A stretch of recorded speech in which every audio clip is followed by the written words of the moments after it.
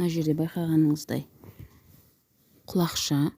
Бұл құлақшаны енді бір рондель, төрттік рондель аламыз.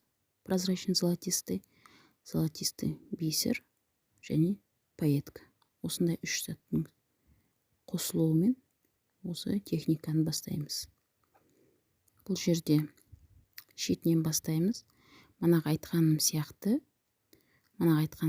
пайеткасы жоқ. Пайеткасы тұратын жерді өзіңіз бара келіп көресіз. Пайеткасыз қазір бастаймыз. 4 бисер аламыз, бір рондель аламыз. Төрттік.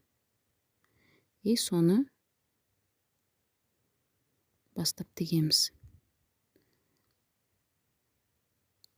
Көз өлшеміңізбен алғанда рондельдің бисер мен рондельдің ортасына түсесіз. Сонда ойыңыз көтеріңкі әдемі болып түседі. Өстіп, жайлап құлақты бастап тіге береміз. Үшінші бисердің жанынан шығасыз, ішкі жағынан. Қайтадан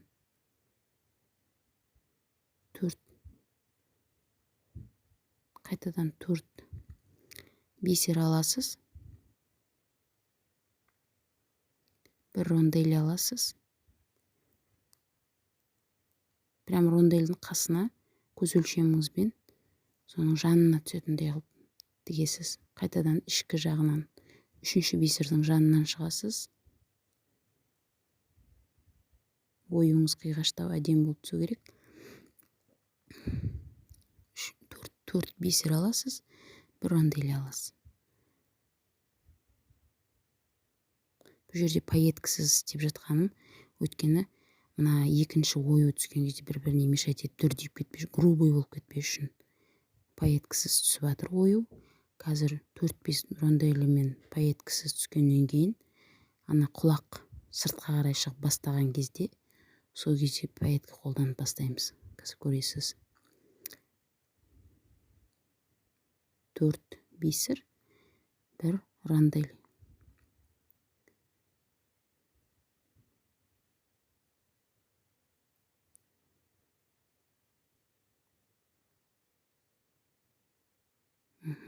Шетінен бастап.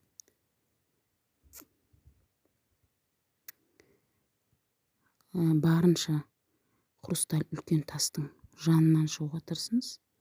Өйткені соның плотно жатқаны жақсы.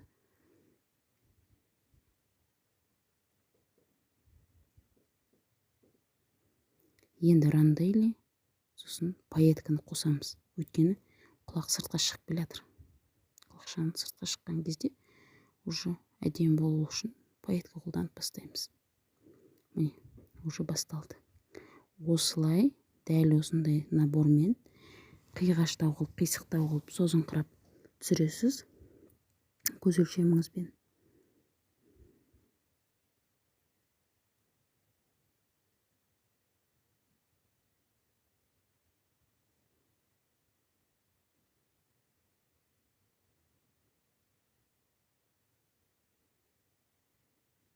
Осылай айналып шығасыз.